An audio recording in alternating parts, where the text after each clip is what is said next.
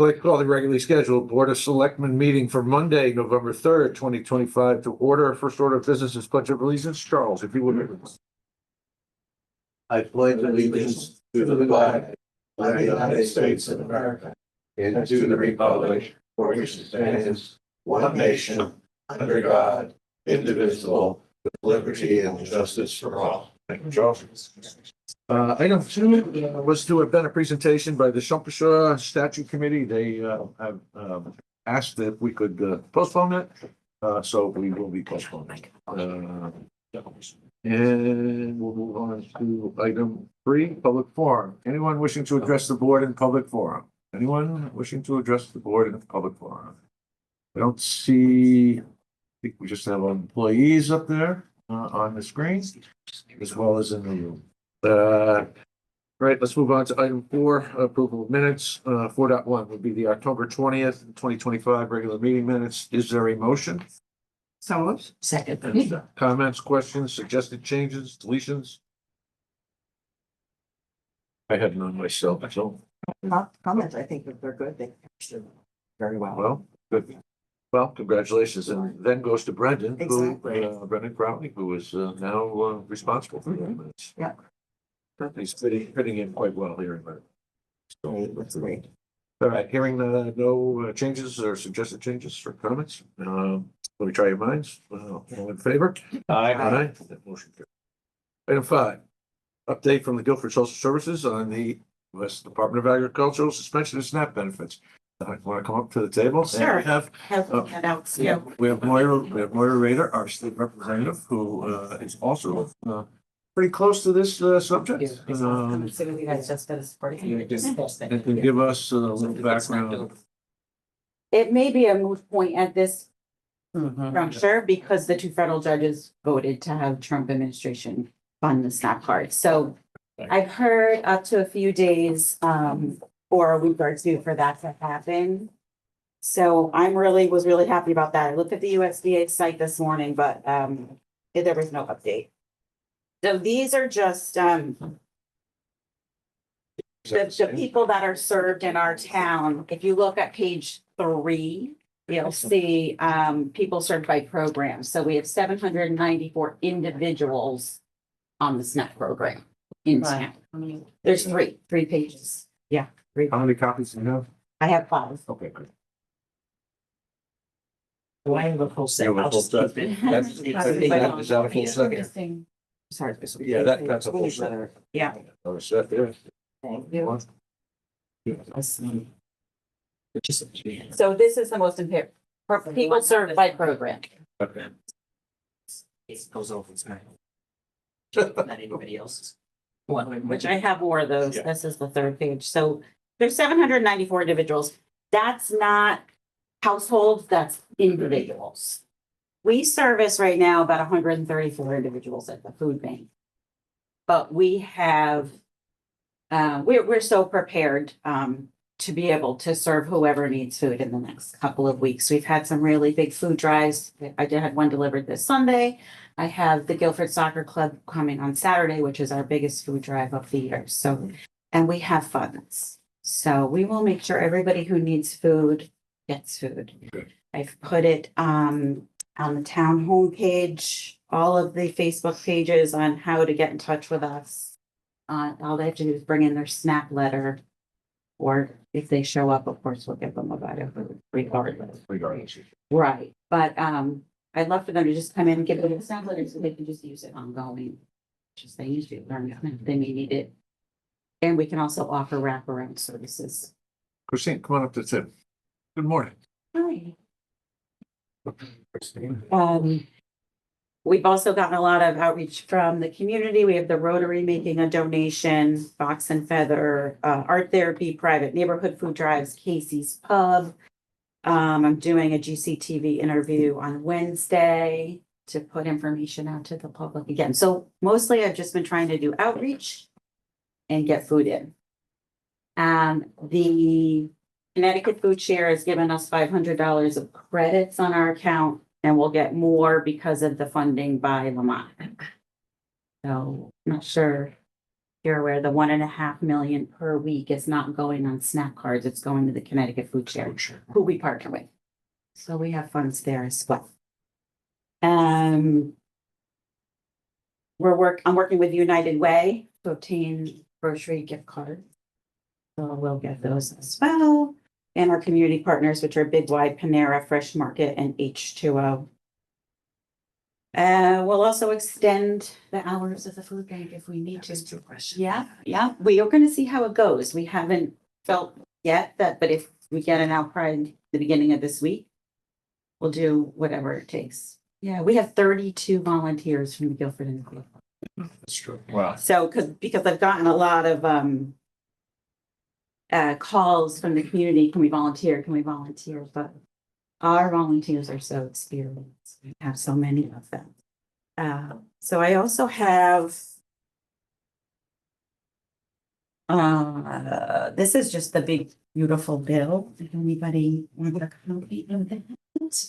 And then also that at this time, SNAP benefits, it was suspected they wouldn't be able to use them beyond October 31st, but they can. So if they still have a balance on the card, it can be used. People generally don't balance on their part.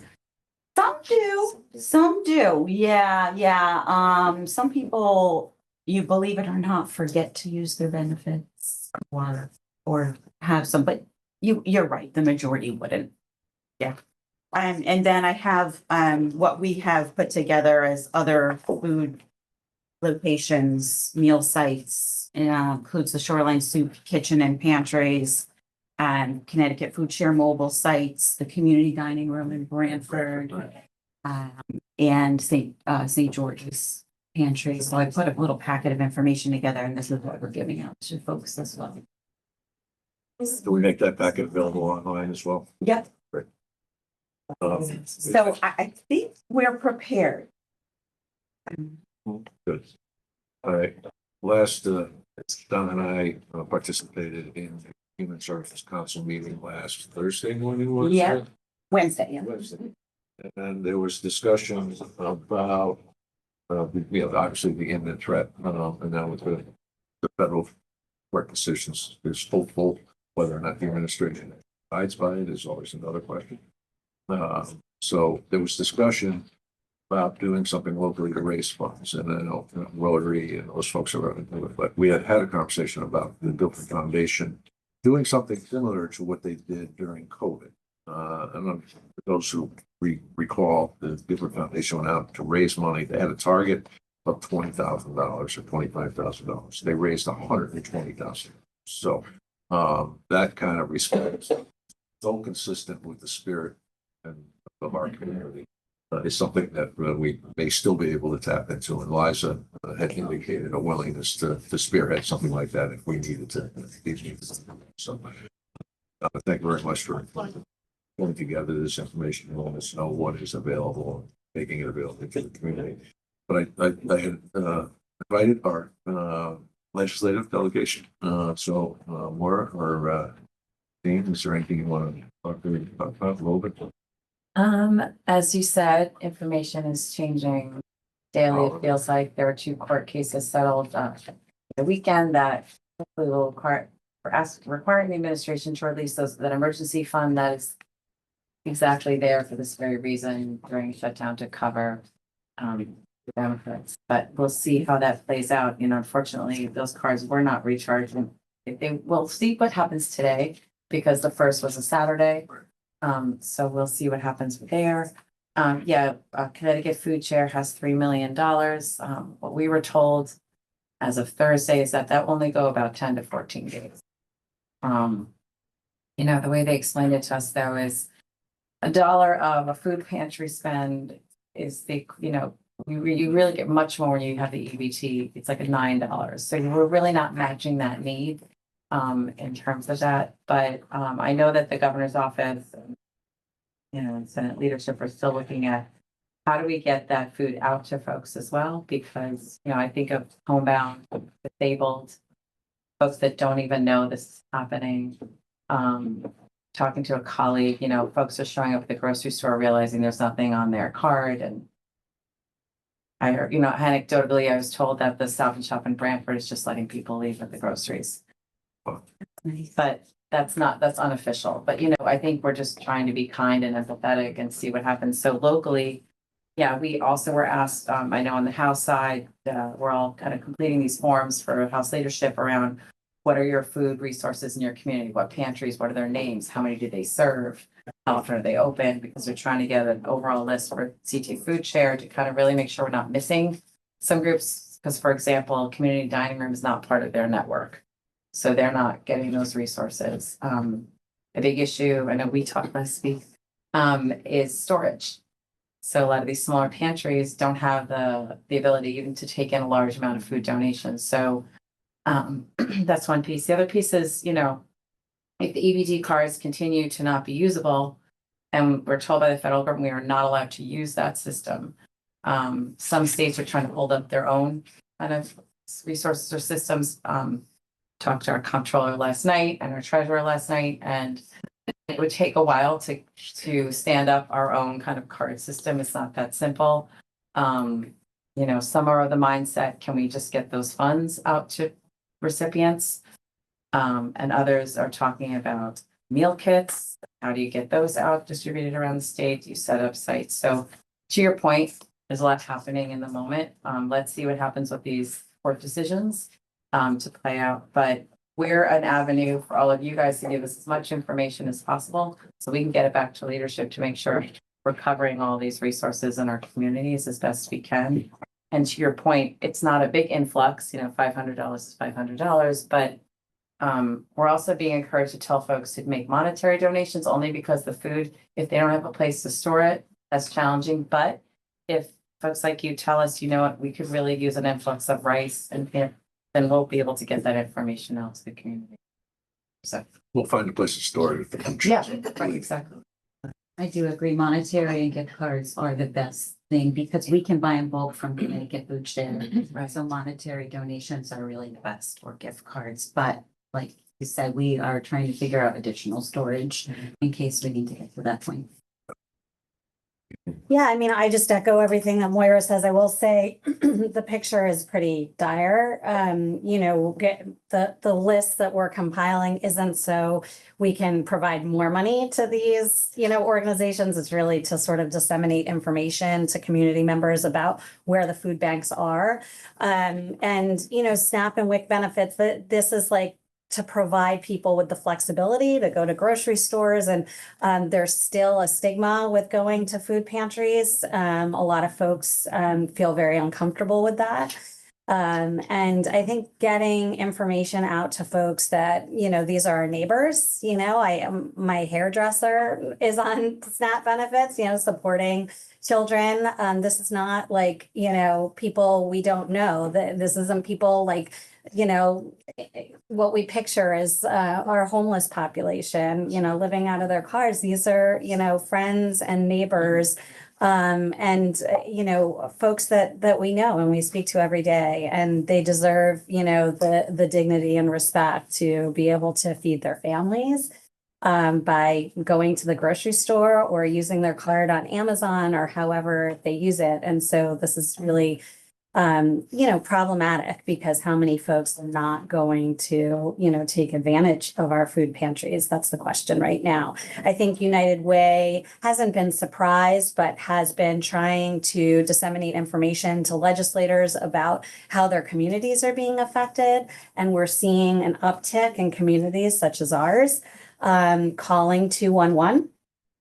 So I don't know, Donna, I came in a little late. I don't know if you reported an increase in the number of calls that you're receiving, but I know United Way, specifically for Guilford, has seen an influx of calls into their 211 hotline. So we're just trying to respond as best we can. I mean, we know that this is all hitting at a time when open enrollment is also hitting, an increase in the cost of providing families with health benefits. It's just really sort of a perfect storm that, you know, the shutdown is creating and that this bill really does create. It's very problematic for just humankind. So I'm hoping that we can do more in Connecticut. I have not been quiet about the fact that 3 million is just not enough. Even the $5 to $6 billion contingency fund at the federal level is only enough to really support 3 weeks nationwide. Maybe 4, if there's truly 6 billion. Everybody keeps saying 5, it's really 5 billion, so anyway, needless to say, we're in a situation where we all need to come together as neighbors and do everything that we can. Small businesses have really stepped up. I've seen so many giving away lunches, giving away food, trying to partner up with food banks, which is wonderful. But again, the monetary donations can be so incredibly helpful to get, those food pantries what they need truly.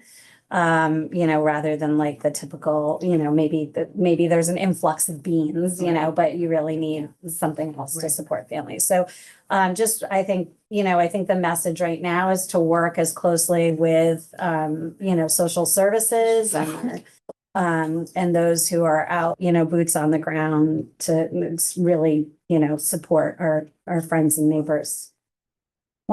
Sorry, Matt, one thing I was gonna ask you, I was trying to get in touch, we were playing phone tag last week, it feels very, not the same, but I was saying to someone else, it feels very much like when we were reacting to COVID in the beginning and trying to build the plane as we're flying it. And I know during that time, we used the phone system to get messages out.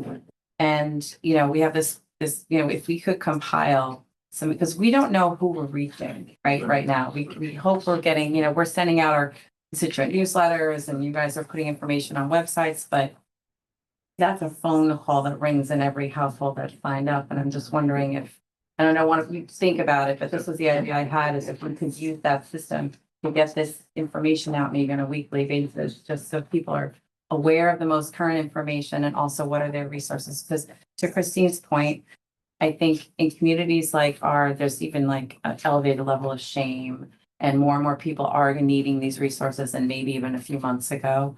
That's a very easy way to, but just wanted to put that out there as a thought. That's something we will definitely consider, and I think it would also benefit us if we had the input of both you and Christine, as well as our social service agencies and the Human Services Council, because there are some resources there. Christine, thank you for bringing up the increase in families that are struggling.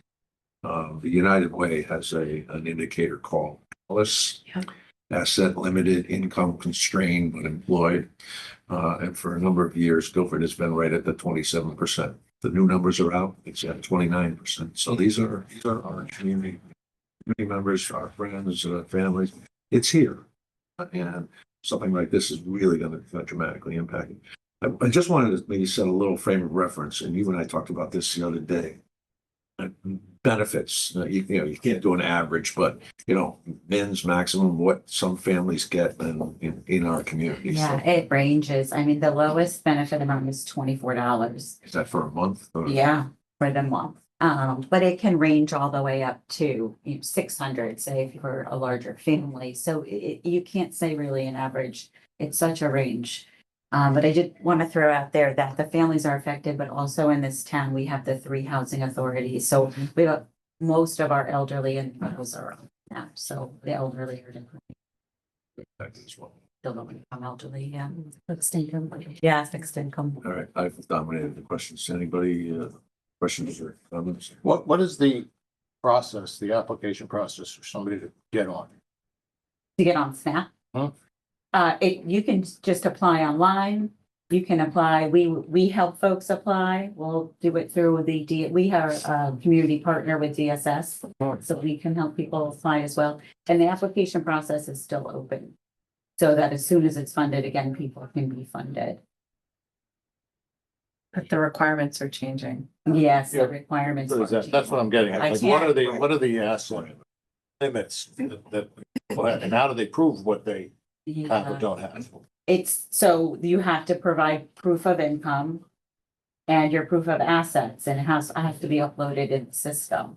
Now, folks it depends what they give us. We gotta go with what they give us and trust what they give us. So the assets and the income limits are always different, especially per household, how many people are in the household, what counts as income. It's the And those criteria are set at the federal level? correct, We're just executing what the federal program right? does, that we. Right, we do it through the DSS system. Mostly they apply with DSS.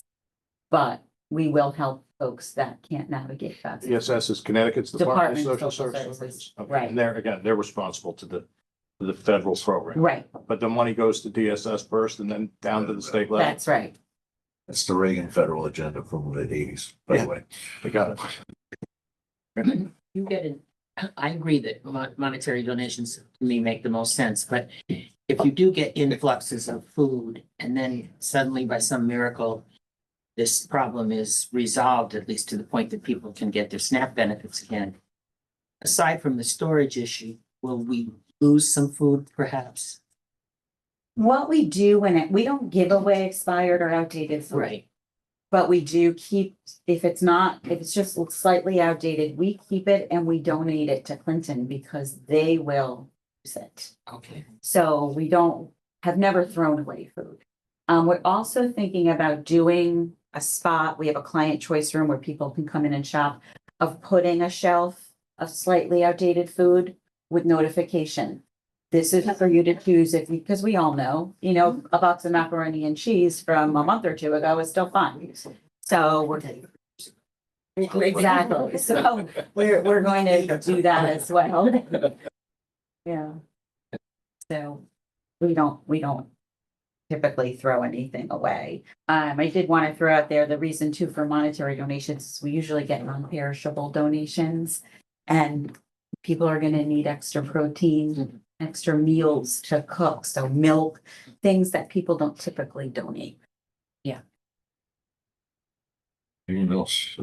Yeah, I mean, if this continues longer than what we hope, I'd be in favor of some system for getting the funds into the hands of the recipients instead of having them come for food. For all the reasons that you mentioned, Yeah. is that something that we manage? Well, it could be managed, but we'd have to come up with a plan for that.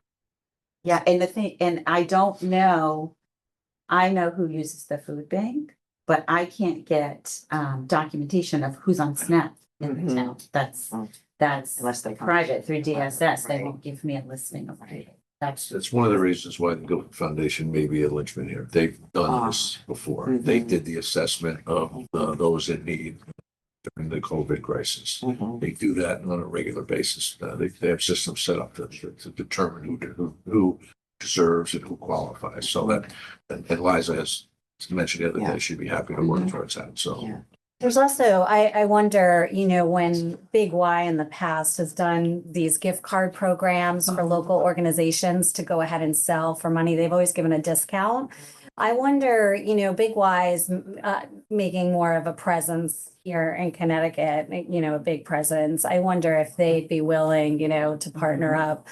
I have not spoken to the governor about this, but I wonder if they'd be able to partner up, maybe offer local towns or municipalities the ability to buy gift cards at a discounted rate for this very purpose. And then we distribute gift cards. I know you don't know who, but maybe we, put it out to the community that a limited number of gift cards are available, something like that.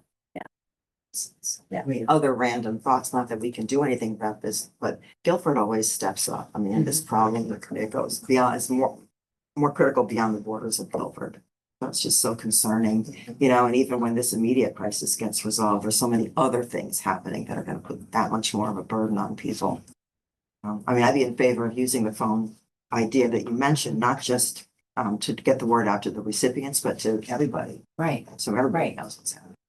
Yeah. right, Yeah, exactly. it's Not very just like if concerning. you need help here, but also if you'd like to help. Here's the Yes. most impactful. Yes. way. Here's how we're helping. Yeah, and Yes. here's how it helps. Yeah. Yeah, because a part of the SNAP certification that's gonna change is there's gonna be this 80-hour a month work requirement. Right. And the age range of, it's gonna change. Children should be protected in the changes, but it's the adults, disabled, people who are considered able to work, but really can't. Can't. And And that will play out in the next few months. I'm sure you're gonna see that People change. will lose benefits for sure, and it's becoming more tricky and difficult to apply, and what they're asking to provide for proof and the able-bodied, work and all of that, so I think people will just forget it and not. And it's gonna be every 6 months now instead of every year. So you're gonna have to recertify so it's becoming much more cumbersome and burdensome Right. intentionally to push people off the program, sadly. And the thing, it's not, I asked a lot of folks at the State Department of Education around this, it's not affecting school meals right now. Because what does happen though is when a child qualifies for SNAP or Husky or other things, they automatically get certified for free and reduced meals at school. Based on their household income, but for now, that's not impacted. And even if sadly parents fall out of compliance because of the work, those kids are protected for now. And the school meal program is protected for now, but it's an expensive tab that the federal government supplements communities on, so. State Department of Education is keeping an eye on it, but they have received their funding through the next month or so, because it kind of filters through them and they get it out to the districts, so. And I'm gonna we'll keep an eye on that. On the federal work requirement, is it work or work and volunteer? Either or. Maybe we ought to try to figure out a way to get people hours to do volunteer as well. So like, if employment is a challenge, are there ways that we can utilize some of these folks in terms of? We'll probably we can figure. Anybody else? To Susan's point, in Guilford normally, or does always step up and, in our conversation this morning, I could see that the long-term program efforts are being undertaken at this point in time to get the organizational stuff going. Basically, through SNAP or BSS or this week, we have that group of, my concern, to Susan's point is, and I remember during some storms back years and years ago, that there's a group of people that haven't had the opportunity to sign up for different things, but all of a sudden have needs. This is what we could be faced this cycle. If this becomes more prolonged, protracted. I just want to make sure that if anybody shows up and they don't have all their paperwork, they're under control. Sure, I can't control SNAP if they were gonna apply for that, but for us, we are making it very easy to attain food and we won't turn anybody away. All right, and then the only other question, I just want to reinforce that. I agree 100%. And even in this handout, the question, on the front page of this handout, it says meal sites only for Guilford. If somebody comes from Branford and needs help. No, I'm sorry. So that program, they have pantries, that particular Shoreline Super Kitchen, they have pantries and meal sites. They won't allow Guilford residents to use their pantries, only their meal sites. That's what that means. Okay. Yeah, and I can, If somebody showed up from somewhere else other than Guilford, and needed something, from us. whatever, we would be able to meet their immediate needs. So we would always direct them back to their town social services so they can get all of the wraparound services they can get. But anyone can show up at the food bank and get a pre-packed bag of food because that's part of our TFAP agreement with Connecticut Food Share. It could be from anywhere in the state. It's not a borders. No. Okay, so I want to make sure that immediate need, even without the paperwork, are under control and then can be directed to the more organized sites that obviously always need. Gotta find a better system. That's right. Your own budget through the town of Guilford for your staffing and so on. Are you okay? Oh, for our staffing, we are all set. And then, as I said, we have 32 volunteers from Guilford Interfaith Volunteers. And we also have a Guilford Food Bank an account where we keep all of our donations, which is pretty well funded right now. So we do have dollars to spend if we need to. What if you, speaking of expanding hours, I'm thinking about weekend availability, especially with the hours situation of people who are working. Do you have capacity in your budget if you had to fund a weekend, somebody for the weekends? We- Other than volunteers? We could, they used to be open Fridays and Saturdays. I think that was taken away during COVID. But we haven't found a need. People have not expressed that they need to get there on a Saturday up until this crisis. Now with this crisis, if we need to, we will definitely consider that. Just thinking of furlough folks, you know, I know some in our community, she works with the federal government's been furloughed for last month. So to your point, I think the need will increase and I hope that, and these are people that maybe typically wouldn't take advantage of these resources. So making sure they know where they're available and free time. Yeah. Yeah. All right, You're welcome. thank you all. It's amazing. Thank you. Put the Yeah. work. The short times. Here, anybody wants more coffee?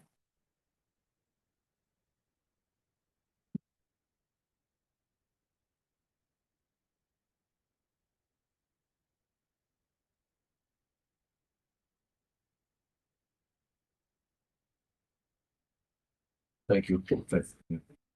You're welcome to stay, but it might not be in. Well, we're not even enough on your schedule. I'll watch. Okay. Thanks you guys for all you're doing. See you. Thank you. Thanks, Moira. Matt, is there any need at this time for us to formally your office do what's necessary? Let's have Pete talk about that under new business. Okay, would you please remember to bring that back up under new business? Yeah. Not sure where at, well. Well, probably not, but why not have it? Emergency. Why not have it during done? COVID? But if we can talk about, doing something in general. Right, item 6, discuss and take possible action to authorize the first selectman to award bid number 6 dash 2526, bid for fuel when the bids are opened tomorrow morning at 9:30 a.m. We typically have like an hour to respond because of the spot market pricing. So this is pretty traditional. We've done this every year. So is there a motion to allow that? Second. Just so you know, I consult with the Board of Education as well because it impacts their budget. And it's a group of us that I can say which one would. All right, let me try your minds. All in favor? Aye. Motion carries unanimously. Item 7, Marina Commission. Gentlemen, come on up. 7.1, discuss and take possible action. Approve a proposal from Soundside Construction to replace the sluice gates at the Guilford Town Marina for a cost of $23,297. Happy to be at the table, actually talking about this after how many years have we been trying to get this done, Steve? We started in 2019. Are these the gates under Whitfield Street? At the Sluice Creek gates. Control the tidal flow in and out of the marina basin, basically. Yeah, they look like they were put in 1870. Getting close. It's a little rough to come up with the exact date they were put in, but it was either late 17s or early 1800s. Oh, See, And I was goofing, man. they've been like that. replaced several times. Okay. Last time was in 2002. Wasn't it, forgive me if I got this wrong, but wasn't that part of controlling the amount of water got into the haying fields? Because those were all salt marsh haying fields, right? Yep. And it's surprising that the Army Corps is actually letting us do this now because, and some other organizations who want to try to protect the tidal flow into that area because that's a marshland that they're concerned about losing forever. Yeah. So, and not that you guys want to be bored to tears with this, but we've been working with Deep to try to cut another channel a little further up the East River to allow for extended flow into that area. We ran into a little problem with a couple of property owners and easements that we'd have to get across, but we're still working on it. We also had a couple navigational incidents down there in the past year, which I think got the attention of the Coast Guard and the Army Corps. Who manages the opening and closing of those? And what do you base that on? Just sort of curious. Basically, it's the first part of November. We close them. And through the winter, they're in the closed position, which means they just swing with the tide. And then somewhere around the 1st of April, we chain them up in the open position, so there's complete tidal flow. And that's part of requirements for the deep permit that we have. Other questions? At 23,297 is all you need. Yes. 6 years of work for 20 less than 25 grand. It wasn't because of the money. Funding coming out, what's the funding source? Yeah. That will come out of marina funds, and it was the lowest bid received. And it's a contractor we've worked with before and had good results. Great. All right, I'd be happy to entertain a motion to approve. I'll make that motion to Second. approve that. Second, further comments or questions? Hearing none, let me try your minds. All in favor? Aye. Motion carries. Congratulations, gentlemen.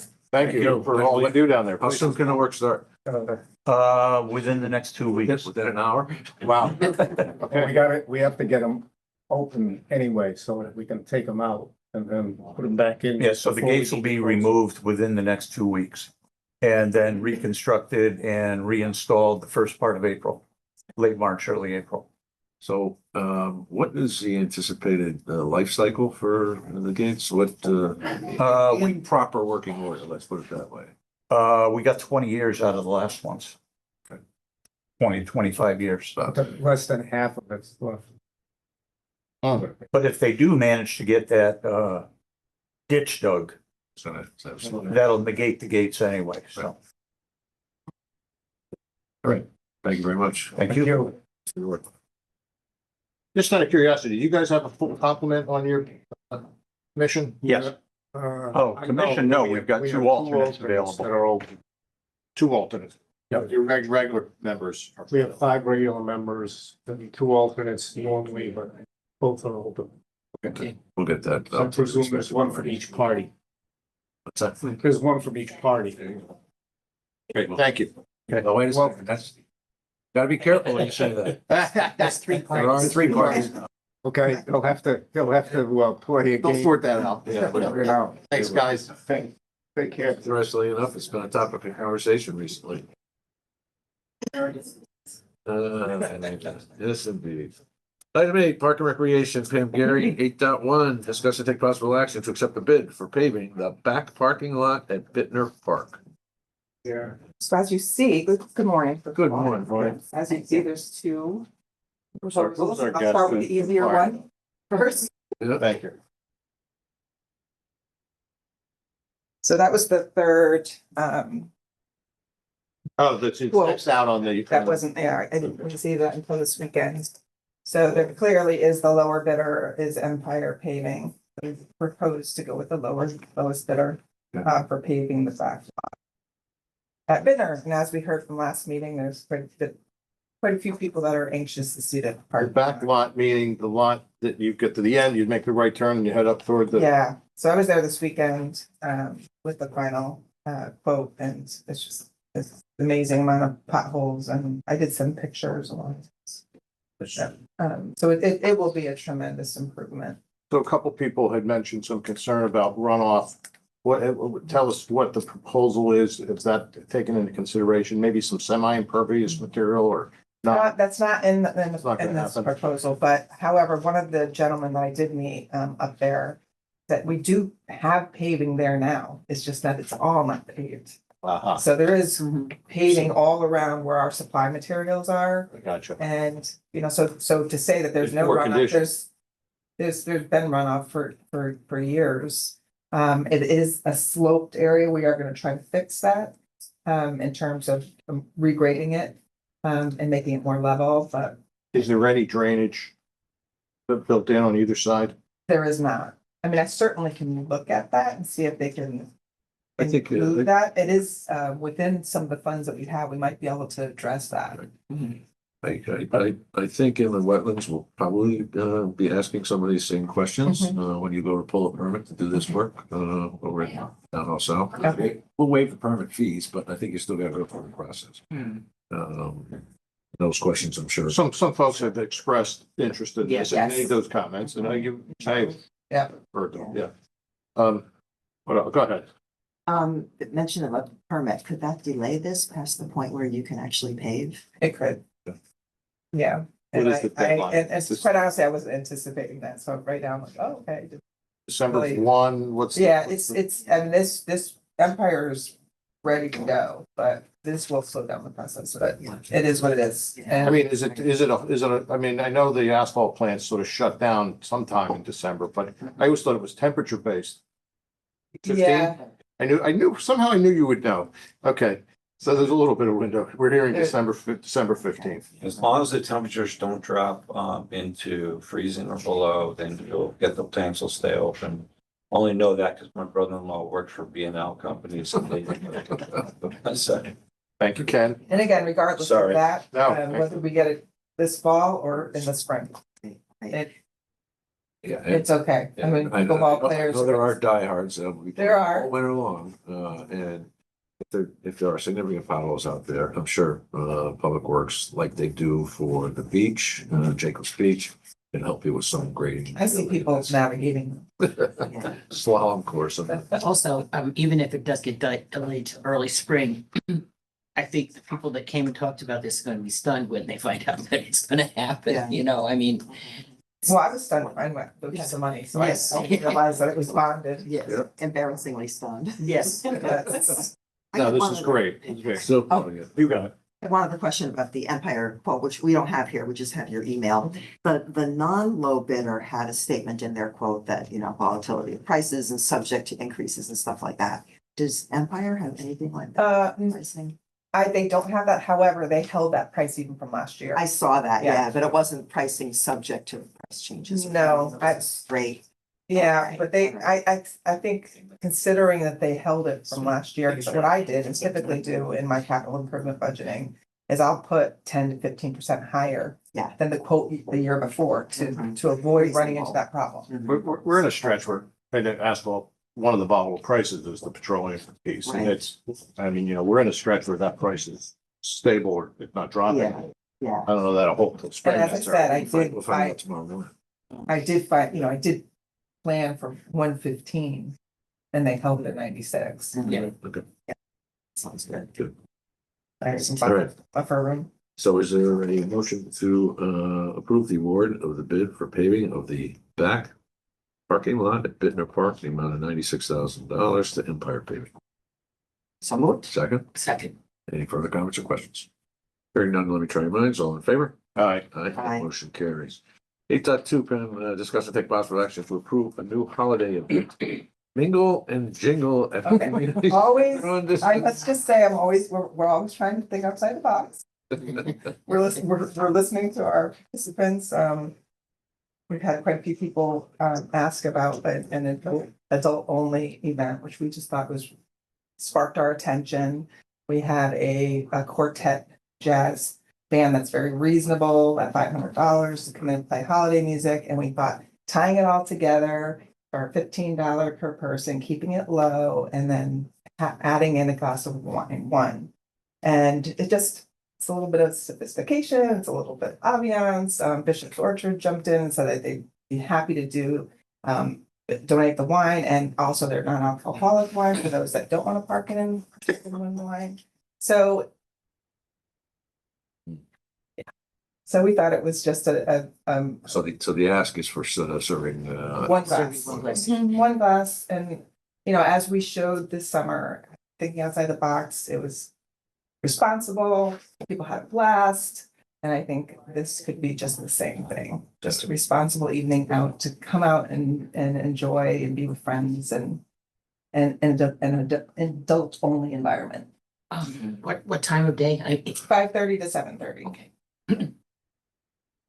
This is a tough ask, given the decision we made recently to deny the Shoreline Arts Alliance, who, not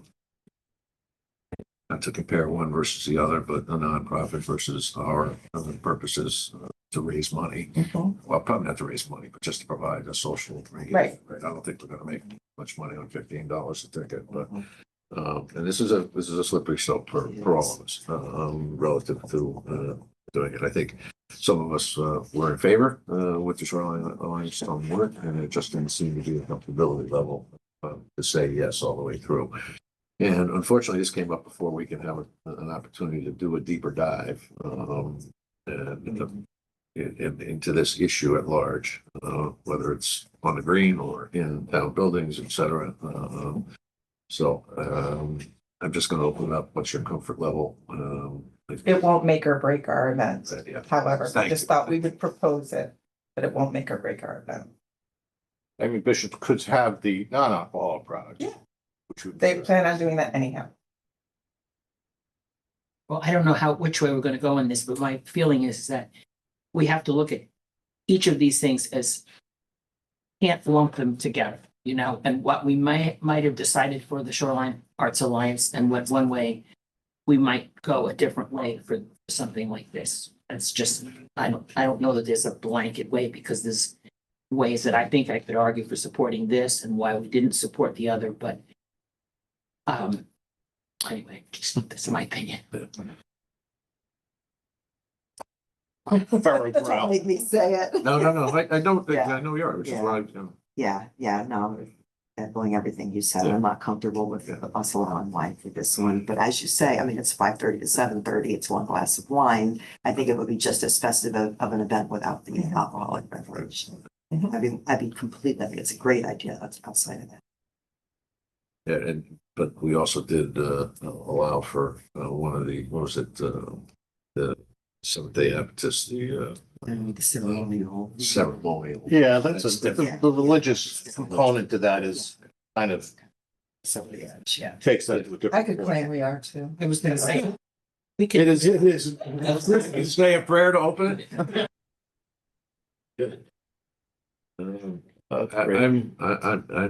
I'm kind of at the point of no, we just recently made a similar decision, and I think it would be unfair to that organization for us to, on the heels of that, where they were trying to raise money for a nonprofit, to allow ourselves to do it.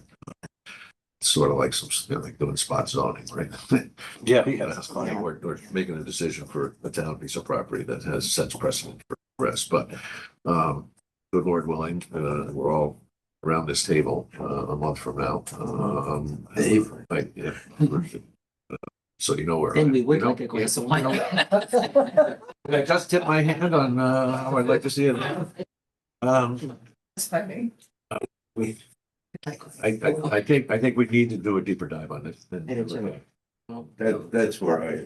Right, you know, because we've allowed it at the library. In the past. Yes. Why is the community center any different than the library? So. Right. And you would always propose it here. Yeah, oh, yeah. So it's not as if it's gonna open the door, this is the door Yeah. to not go, so. So my sense of this is, it's nice to be able to say no alcohol on town property. And we've all said that, I think, probably, right? And it's one of those examples where the general position is kind of advantageous, and I think a lot of people sort of appreciate it. And then you're met with a series of individual good ideas that want to erode. It's almost the opposite of the problem that you normally have. But unless we do try and figure out like the religious exemptions, unless we figure out some sort of circumstances where we're going to typically say yes and typically say no, the temptation to give in to individual fantastic ideas is going to be hard to overcome. So the general rule, I think, is a good rule, you know, and people like it. If we heard differently, then maybe we'd change. And, you know, I guess we would hear if we approve something, people start really complaining. So I don't know how we test that, but. To Matt's point, I mean, we need to, you know, give the world, you know, some direction and where we're gonna go, where future boards are gonna go. My question is, where did this policy of no alcohol on town property come from? Is it because of potential for abuse? Is it because we're trying to set a standard or something? I mean, those are the kinds of questions I'd like to see looked into, because, you know, a policy like the library or this event, or maybe even outside people for fundraisers, you know, there is a logic that can be argued that makes sense, you know, and I'd like to see what the direction going forward. I think that overdue that, you know, with whether, you know, society is changing or whatever the reasoning is, it's, I think we gotta, you know, get why. I'm trying to understand where the rule came from, because I know other communities, the property where they gather is owned privately, so it has to do with labor and things like that. It's an abuse situation. How can that be controlled? Do we want to either just avoid the whole thing? Is it a liability issue? What's driving the concept? Yeah. There's also some recreation departments that oversee facilities that they have for weddings and Right. where it's all allowed, Mhm. you know, and they have Well, facilities I've like heard that. sports events, and we used to have a big softball. Contingent. Mhm. That all. Yeah, but that was drinking in the parking lot out of the cooler. Come on. Yeah. And Was it good to go and the first time I did that in this town was with Mr. Wilson. It was a big, Oh, he knew that was coming. but it wasn't big deal. Yeah. Cash Mitchell Senior That's right. brought All right, this is going sideways. Yes. Do I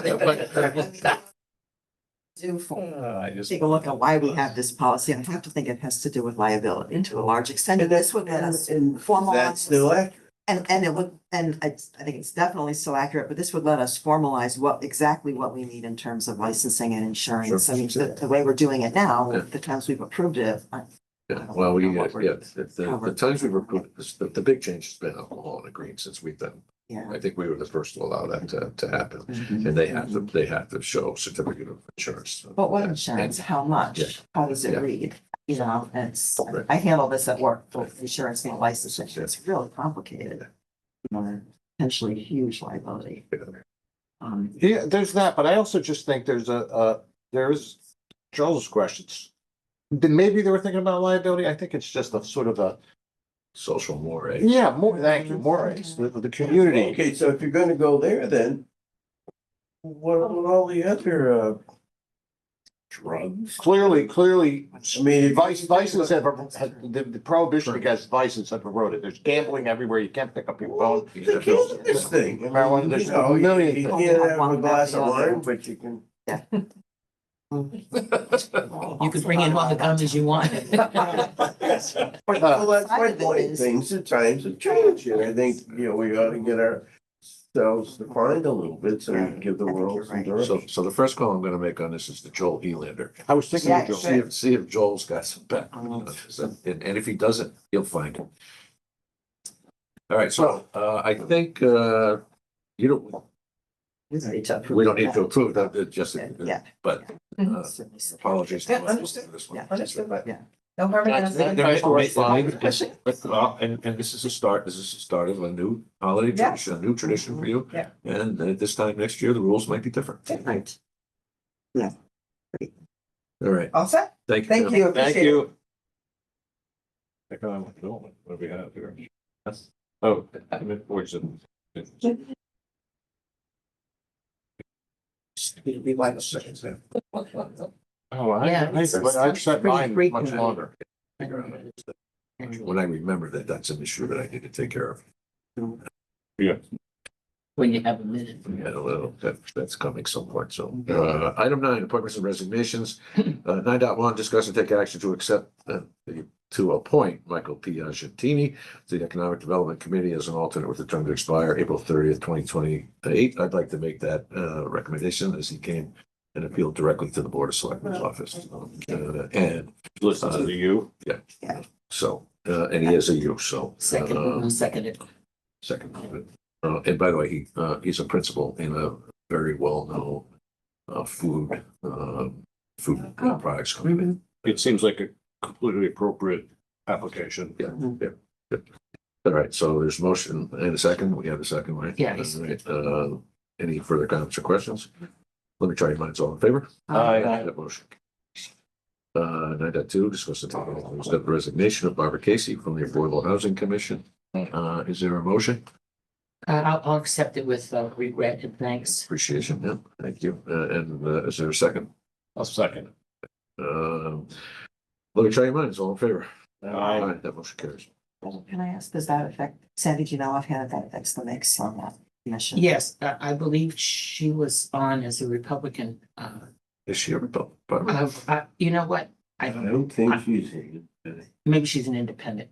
It's, Okay, she couldn't be a Democrat because we had the 6 already. okay. So I'm sorry, anyway, I don't Okay. know, but Okay. so we're aware of the mix and we'll just Mhm. continue to do what we Trying to need do to it, do to yeah. get the right mix. Yeah.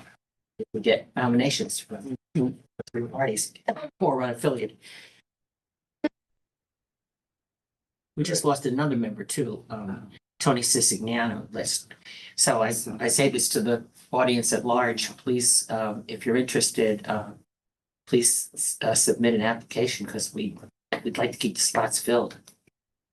And there's a lot going on. It's a great, Yes. active organization, community. And even though it is an 11-member commission, and that sounded like kind of an unwieldy amount, it honestly is good. Fantastic. Yeah. Okay, that motion passed. Item 10, request for use of town property. 10.1, discuss and take action to approve a sign on the green. To request to advertise the Starship Dance Theater tree lighting, November 21st, 2025. Is there a motion? Yeah, but read it. Here's a little bit like that. That's what it says. They normally have to get the week. Tree lighting. Tree lighting. Activity in December. Community center, yeah. We have time here to, Yep, yeah. They want a November 21 sign placement. We have a meeting before then. Are they, I'm not sure what they're saying. Is there a second tree lighting event? that's what it sounds like. I suppose that's it, that's. No, they've that got requires- December 5th as the date, which is the date of the tree lighting. So maybe she wants to showcase that I don't know the answer, but maybe she wants to showcase that the Starship Dance Theater is going to be performing the night of the tree lighting on the green. Can we approve it on that basis? Contingent. Yeah, Contingent on that. that's what it That's is. my, That's what it Yes. sounds like. It's too bad John isn't here, he would know. Yeah. All right, so approval contingent on That makes- our understanding Yeah. that it's Yes. to advertise that they're gonna be participating. That we host. So they will have some of their They talent. normally do, I think. Yeah, they do at the On community center, stage. they do the, did not, no, something else. So it'll be folded, it'll be folded into, as part of the town tree lighting. yes. This will be one of the features. Magic toy. Yes. There we go. Thank you. Yeah. Okay. I think it's magic question. All right, Not that we care about. so, They do. so that motion has been amended. Let me try again. Yeah, before we move on, this application is just so confusing. Are you charging for services, products, or admissions at this event? And yes, it's checked. I think when they put on the magic toy shop at the community center, people buy tickets. Are we assuming too much? Should we just vote next time? I would really like to just, Yeah. it sounds like a fun thing, and I kind of remember them being involved before. I'm just not sure on this application. I understand enough to say, yes, I mean, I want to say yes. Is there- But if we have time, and we can get on the next agenda, can we just clarify what it is they're asking for? That's reasonable. is there And a I'd like to make the motion to table on that motion? basis. Second? Second. Second. All right, try your minds all clear. Aye. All right, that motion.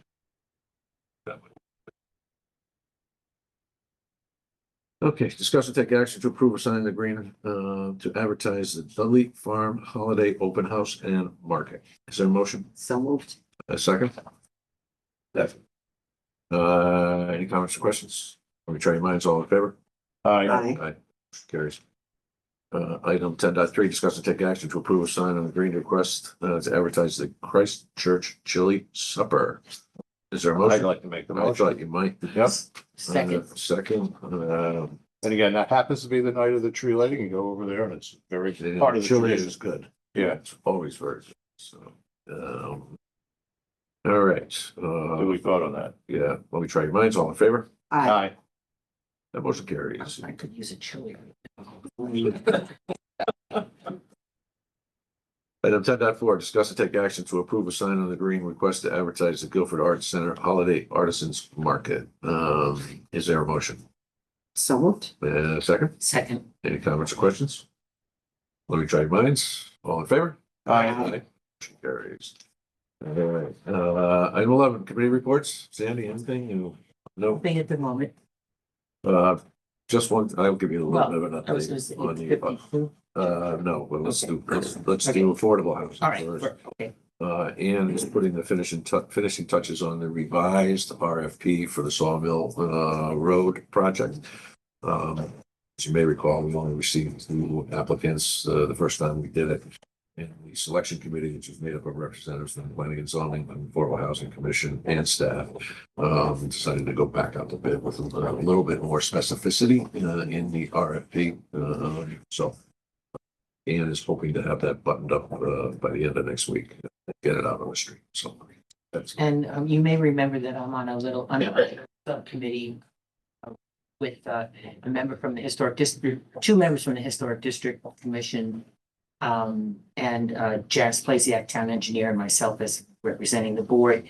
And we did, the board agreed to use the in-house or on-call services of Silver Petroselli to design, to flesh out that we're going to use the existing house or parts of it for storage for the community center, which they need, but also increase the parking by, I think it's at least 35 spaces, we hope.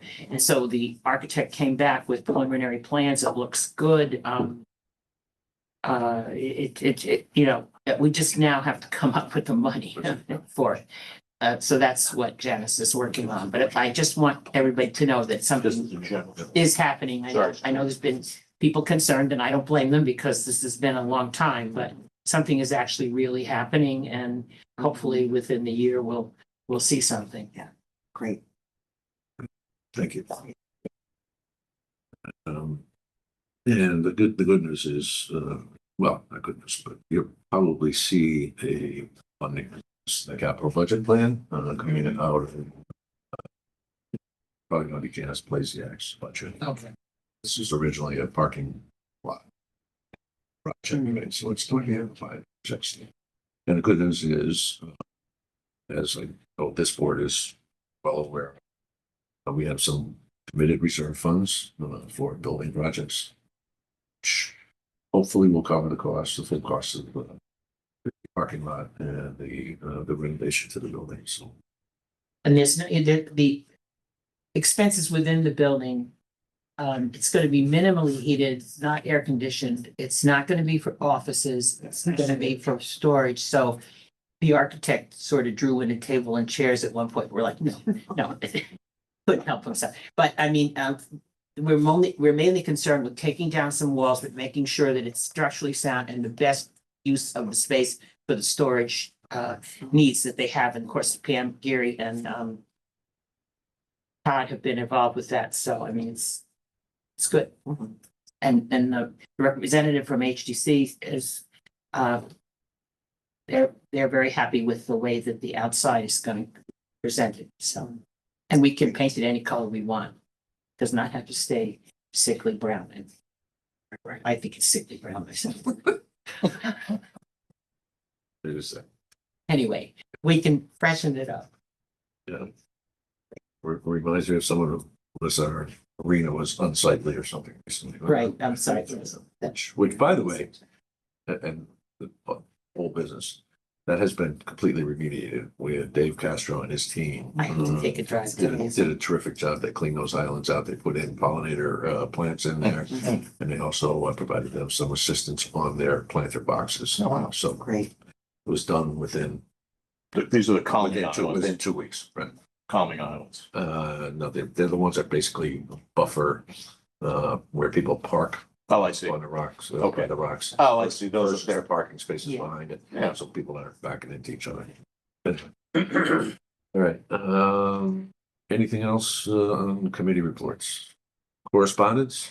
I was, and I think everyone here was copied as well as any number of other people. There was some 17 to 20 some odd people that were included on various emails that we received regarding the use of the green and applications for the use of the green as it relates to political speech.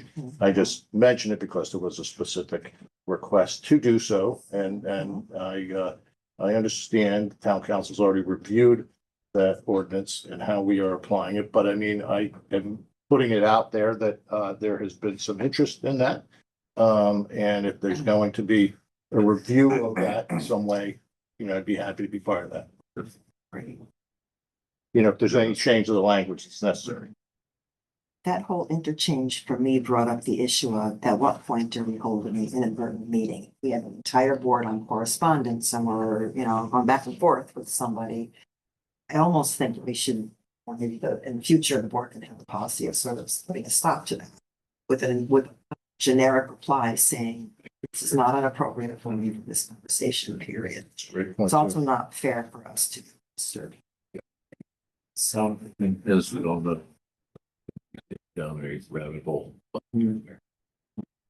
That's not I did, that's an excellent point about the potential meeting and group emails generally, which was a It point. was not board initiated though. No, it was But not. then, you get caught between that thing, should we be responding to our constituents or not? But I think you're absolutely right, that there's ways to do this that. I would say that I repeatedly, at least more than once, that's repeatedly, suggested that people should come to this meeting and express these opinions, and that we can all hear it as a board. To your very point, it would be then reported a little more transparent what the people actually want. So I'm just passing it on, and I'm glad I did because it raised some points. Good. All right. That's correspondence. Okay.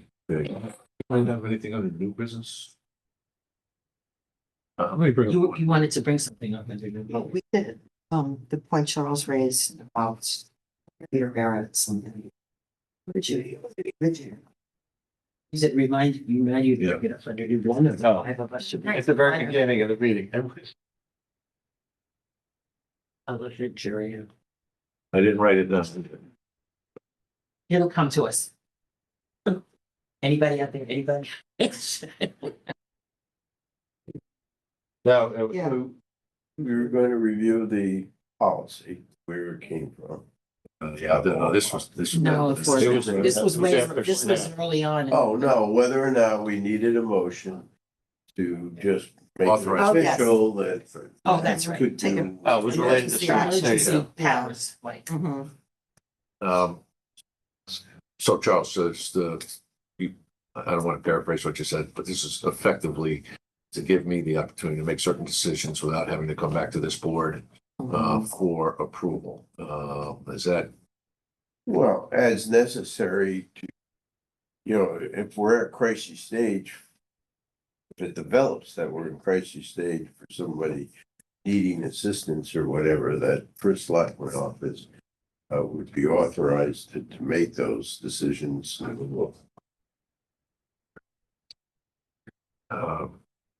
I'm cautious about that from a variety of reasons, not the least of which is that it may fall for me to make a decision. I think it's okay to give benefits to Mike Show, but not to give benefits to Ken Wilson and putting that kind of authority in a single individual. Not that I'm afraid of doing that, but I just want that, it could be rife with. Sounds like they're under control for a couple of weeks. Do you want to confer with Peter and see if there's, or even our department heads, representatives, to see if anything like that would be necessary? I mean, hopefully with the way things went this weekend, the court system, we're not going to have a crisis, but to Susan's point, let's be ready in case we do. Okay. All right. We'll talk to Pete about the parameters that we can put around decisions and then some limits as well. In terms of. Thank you for the confidence in suggesting that they could be able to do that though. No, I just don't want to see somebody hurt. Got it. Okay, we also, sorry. Okay, also under old business, we've got documentation. I know we talked about the legislation enabling certain benefits for veterans. Becky, come on in. You don't have to stand outside. You're allowed in here the entire time. Inside the room or outside the room. So we've talked about this before, and Becky, there are documents here, there are a couple of decision points, I think that we have the opportunity to make. Thanks to the legislature, this is not a classic fund state.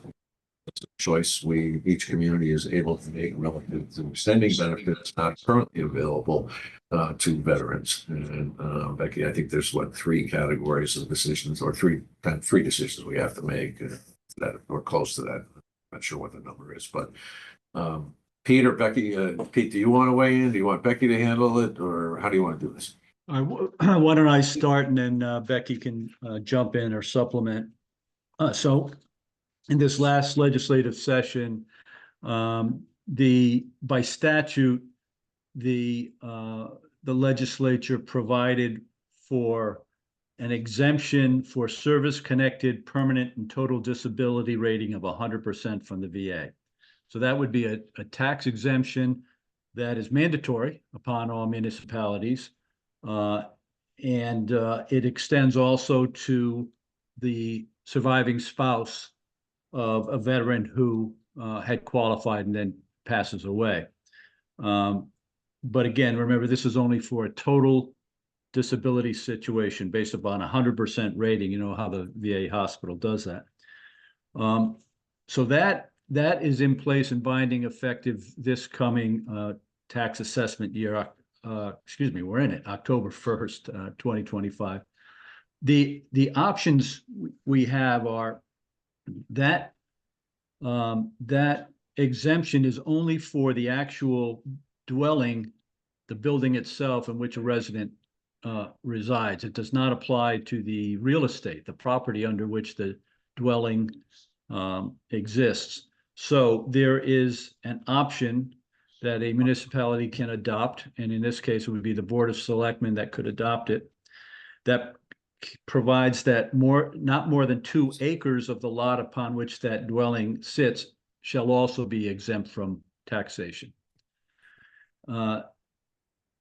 There is also a provision that a separate option that provides that the surviving spouse of a veteran who would have, kind of paraphrasing, who would have qualified for this exemption had they died after 2024 instead of before, you can adopt an ordinance saying that the surviving spouse of that veteran also would qualify for the exemption.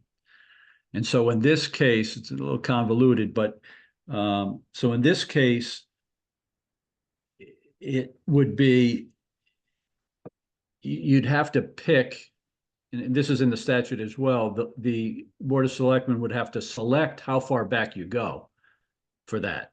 Do you go 2 years, do you go 5 years? Because, and Becky can probably speak to this better than I, it's kind of an unknown quantity what kind of tax impact that has.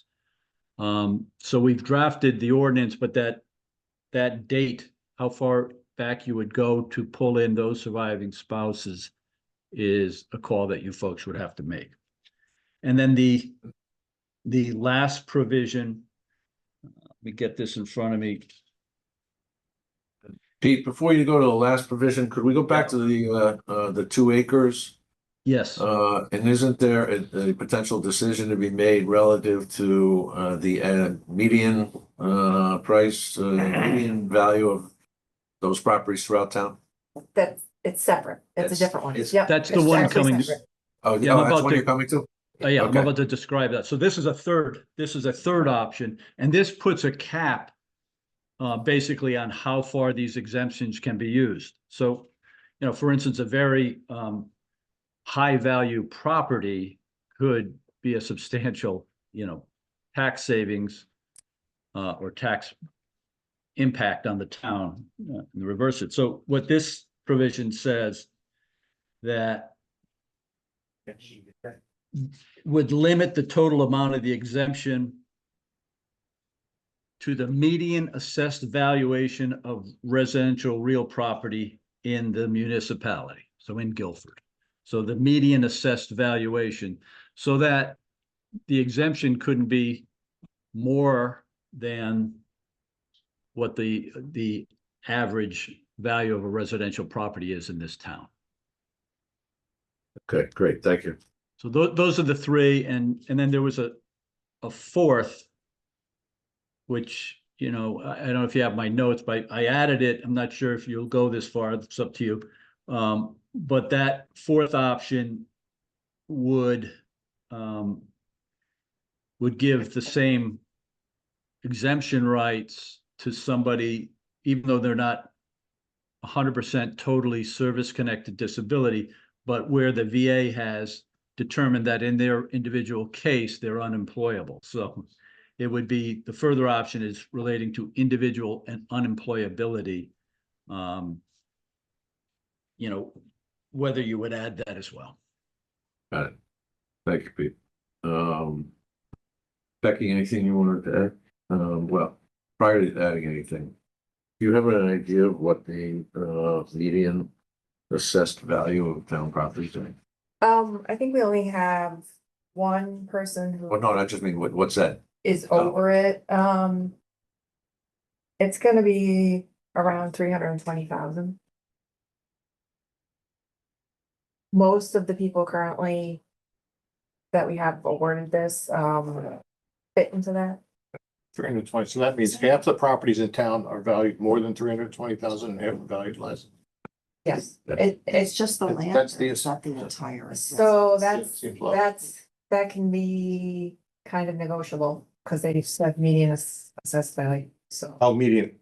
If you, so you put it in the Assessed. ordinance, median assessed Right. of what? So it depends on what you put in the local ordinance. I mean, it could be median of all the properties, median of all the veterans, median. Median of all the, do you wanna add vacant residential property? Do you wanna do just houses? Do you wanna add condos in there? Do you wanna? Well, they're already entitled to the condo. If someone owns a condo, that's their dwelling, that qualifies for the exemption. Right, but you're talking about a potential share of the common home land for condo owners. Just because there's, I mean, I don't, like, now they're gonna be totally, once we do the dwelling, they would have no tax bill. At this point, unless we cap it, and then we would still, but. You know, how is the town defining median assessed value?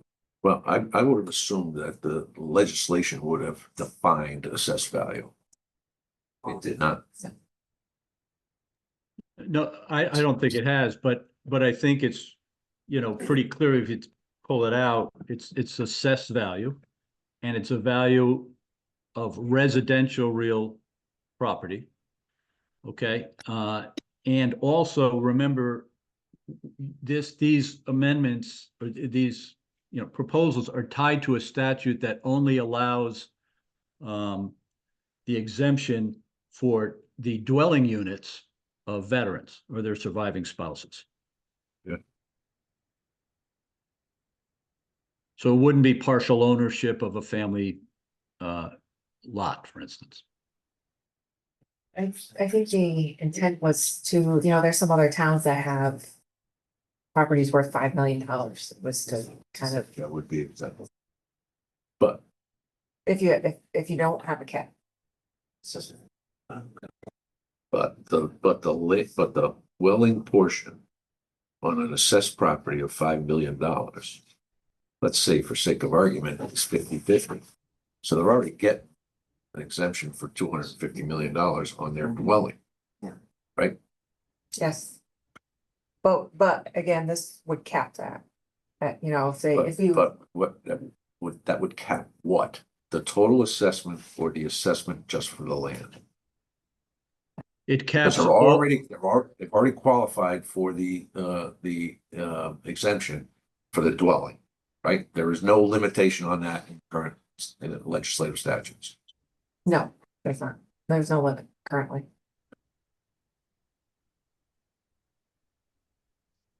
way this sounds. I don't know. Again, this legislation is not very well written. They've already reviewed it and revised it, I think, 4 times in a year, so.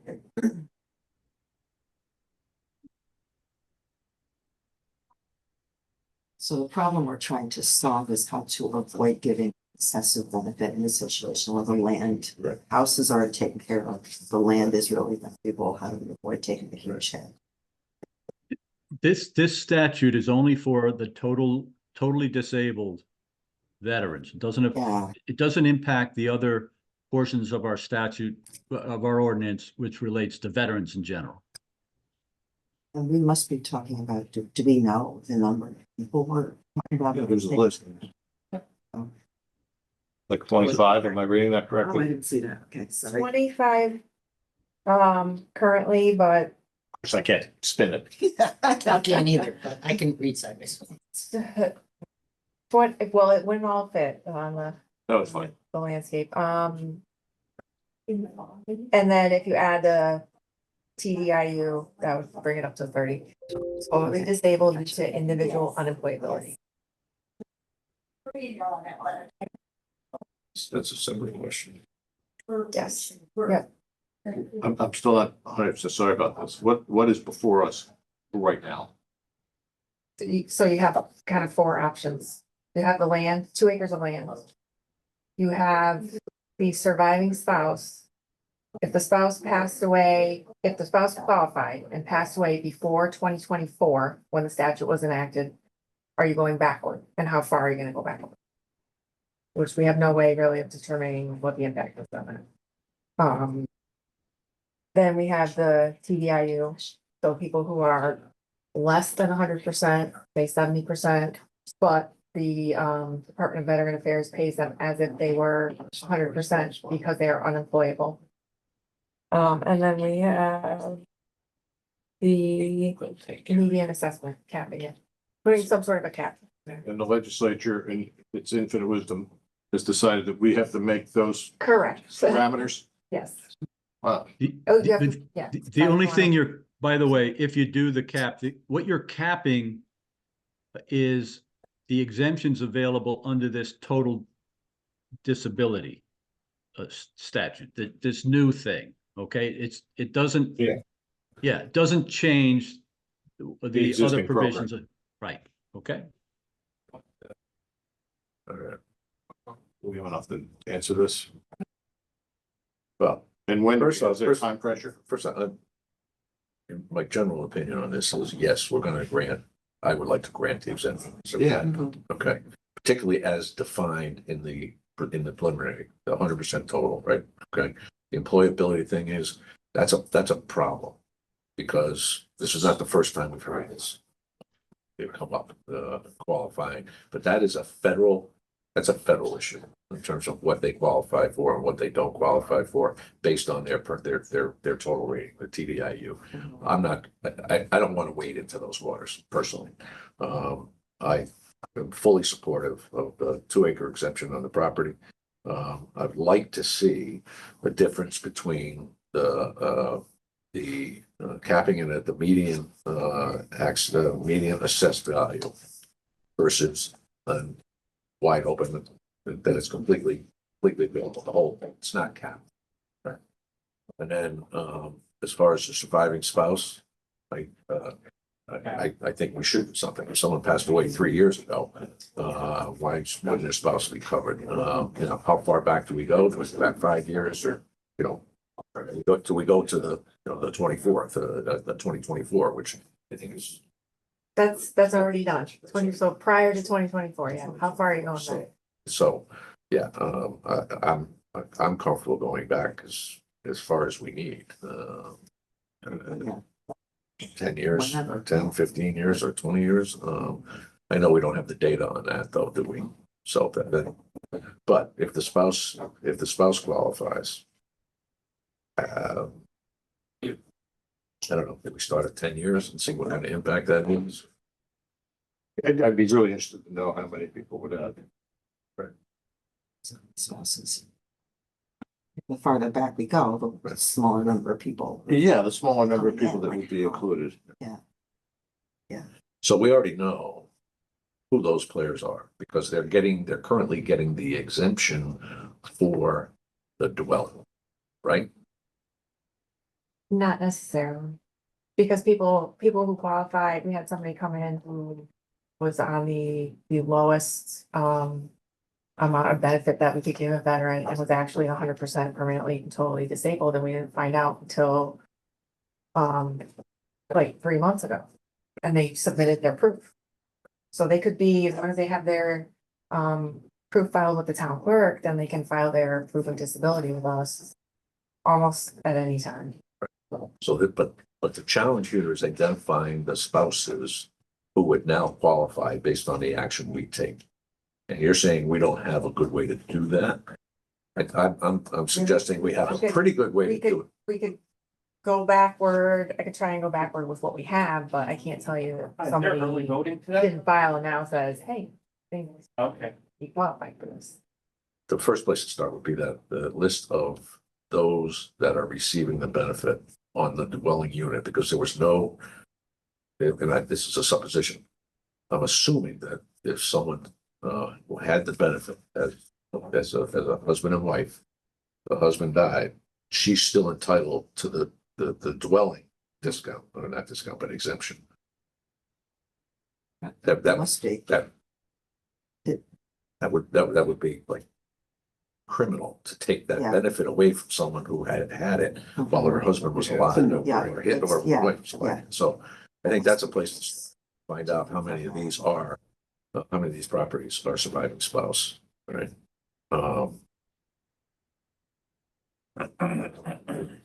Other data points that people would think that would be beneficial. And does anybody agree or disagree with me on my supposition of what I think we should be doing? We're comfortable with extending the benefit to include property. The Did the question, state say that we had to use median? no, it was an option. That's a local option. It's a local option. So we could take average.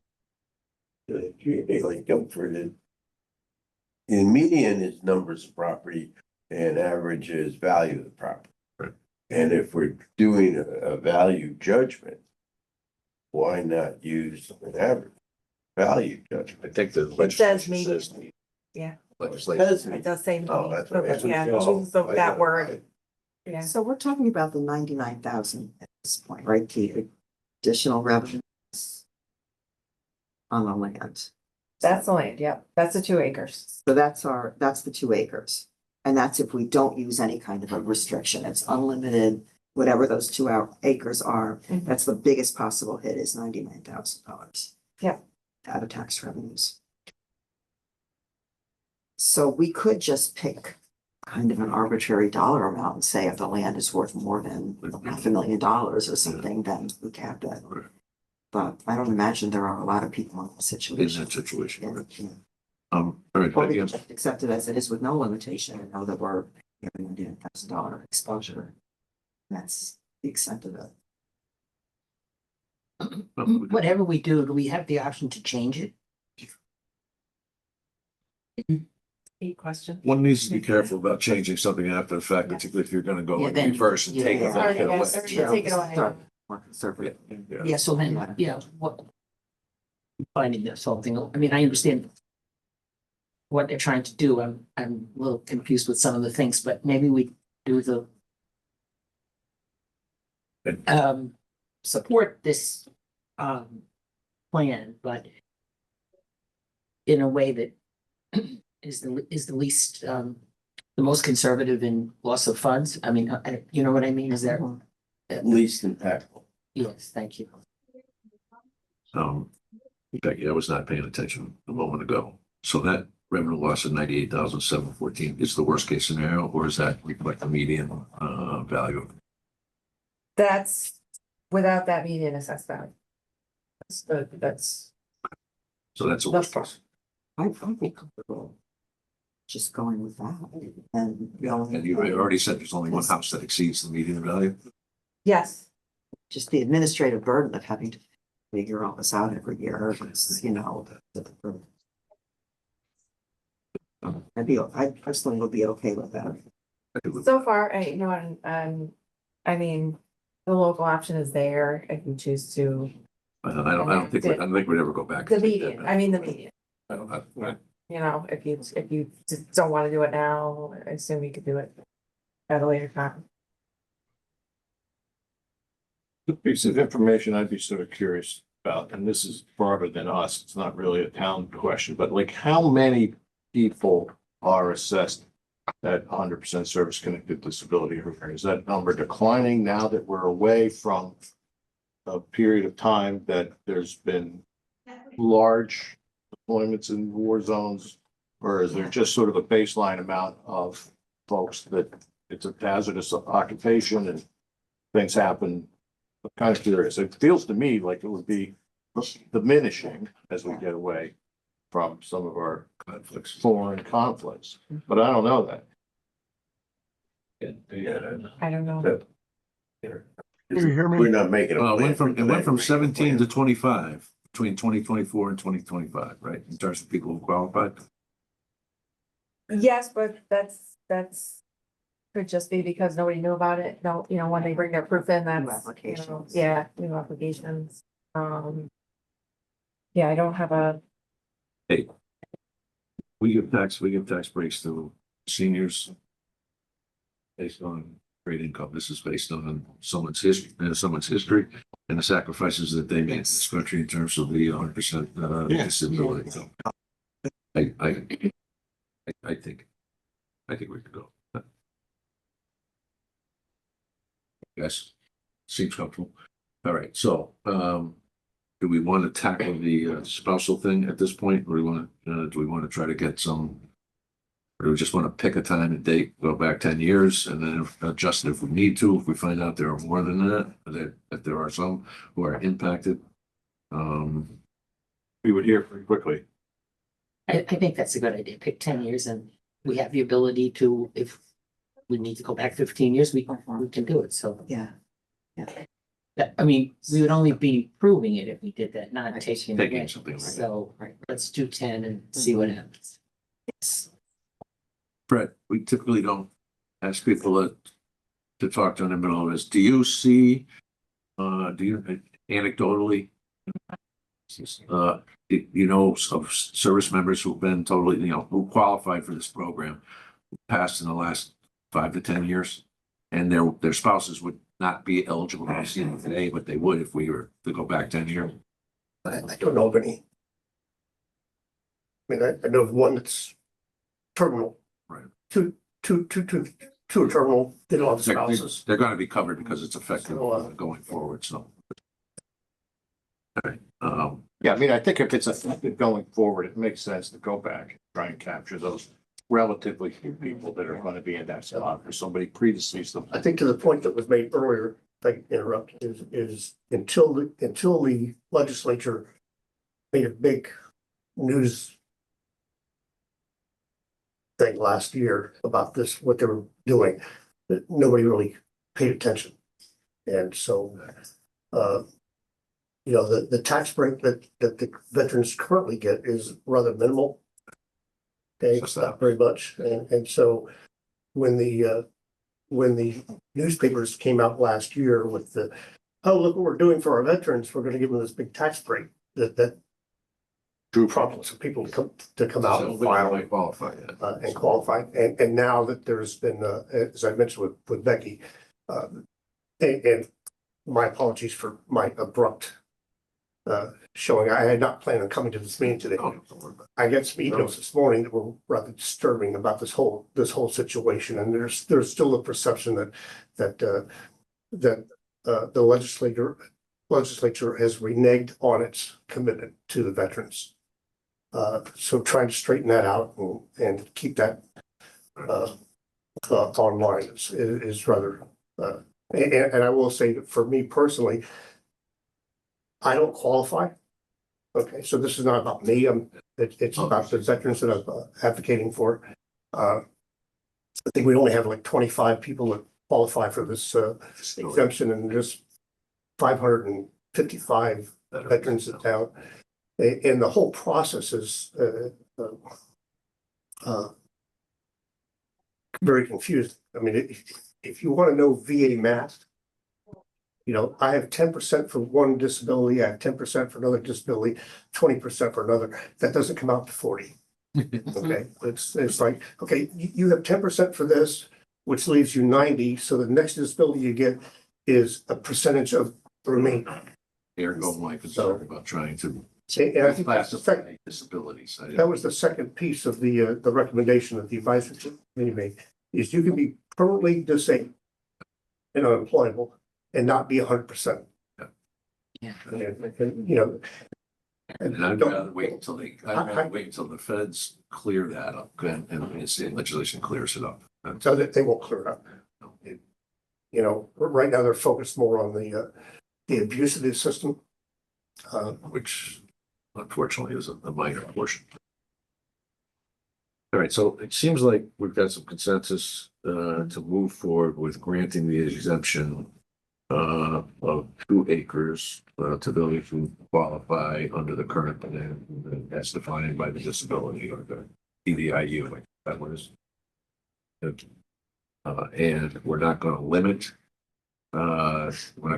the value of that exemption to the median price. And we're going to go back 10 years to start with in terms of qualifying spouse. 10 years.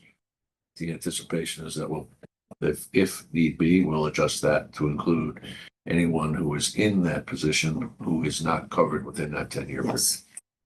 But I just want to make sure we're clarifying that we're not going back 10 years to grant the exemption. We're going back 10 years to grant eligibility going forward. Correct. Yeah. Oh, yeah, going forward. Yes. All right, so better consider that a motion. And I would second it, but Anybody else? Minor clarification. All right, let me try your minds. All in favor? Aye. Motion carries. Mr. Bickley, good to see you on the line as well. Yes, sir. I've got COVID, so I can't talk very well. But I want to thank you for all the veterans who served with me. Semper Fi. Semper Fi. thank I you. can't say that. And happy anniversary. That's right on to everybody else.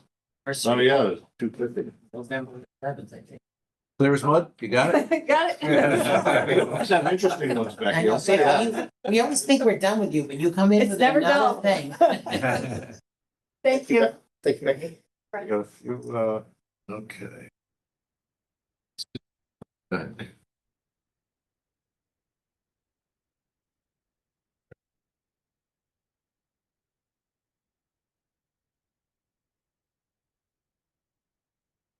All right. We've got a couple items for executive session, so if anyone wants to address the board in public forum, feel free to do so now.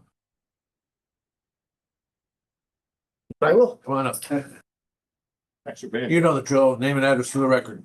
Yes. Fred Brisbois, 223 Flat Meadow Road, here in Guilford. As I mentioned earlier, this is a spur of the moment showing, and I just want to thank you all for what you do, and on behalf of the veterans to thank you. And as I mentioned earlier, it's not just about the 25 people that disabilities that qualify, but it's the message that's being sent to the rest of the veterans throughout the state. So, and you know, trying to decipher the legislature. Good luck. If you can figure that out, let me know. You might have a full-time job on your hands. Never have. And I've been involved with a lot of several organizations and working with DDS and trying to understand some of what the state says and what they meant to say, two different things. And so appreciate what you guys are doing. It's not easy, and probably a lot more naysayers than there are advocates. And then a special thanks to Becky. I mean, she has been just super. I approached her originally, came in with guns a-blazing because I was just sort of irked at stories I heard and then found out, well, that's not really not really the case. And then you start peeling back the onion and find out the reality of things. And she was very helpful and very patient with Good to know. with my several requests. Can we talk about this? Yeah. And She's always open. She's always open. that's great. And as far as those naysayers, you can send them probably to anybody on this board, and I would like to ask them one question. You really are gonna deny a benefit to someone who Yeah. who put their life on the line for our country? Yeah, Come on. well, except naysayers as much as it is the misinformation. That's out there. Yeah, it's true. Yeah. Yes. It's the world we live in at the moment. People think that. It's not like we were facing that at a national level. Unfortunately, it is what it is. So thank you again for what you guys do. Thanks, Frank. Thank you for your service. Here. And I'm not busy. Well, my wife might. Yeah, so well, that's, My wife might agree with that. that's from the neck up, she's talking. Unless it's out of convenience. Anybody else in public forum? No. All right, hearing none, is there a motion to go into executive session to receive a presentation from the Board of Fire Commission related to the approved restructure of the fire department, and secondly, executive session to discuss contracts as a result of that restructure. Is there a motion? So moved. And a Second. second.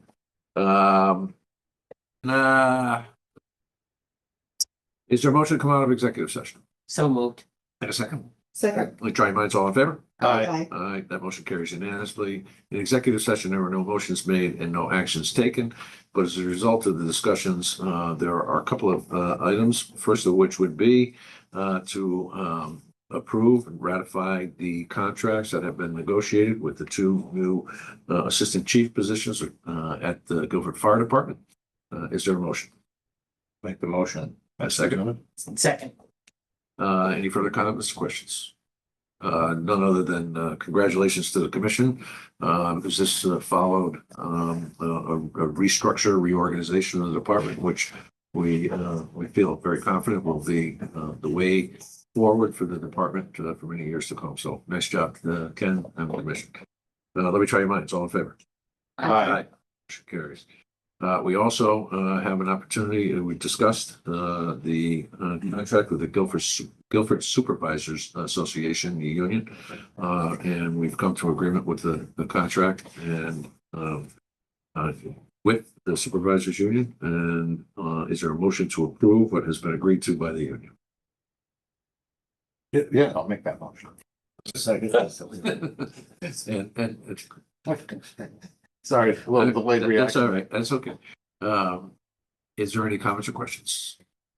Other than, nice job, Lou, as a participant, and Mitch and Sam, well done. Let me try your minds, all in favor? Aye. Aye, that motion carries. With no further business in front of us, I'll entertain a motion to adjourn. Second. Non-debatable motion, all in favor? Bang. Thank you very much, all. Come in and choose. Brendan?